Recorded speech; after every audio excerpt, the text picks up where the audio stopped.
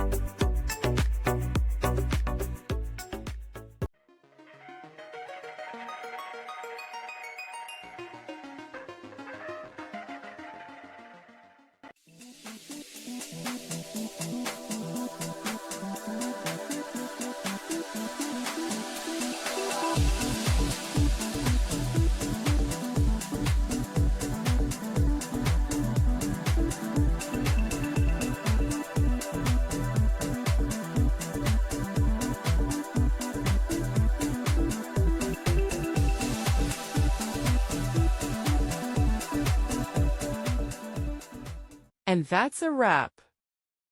I hope you found the answer you were looking for.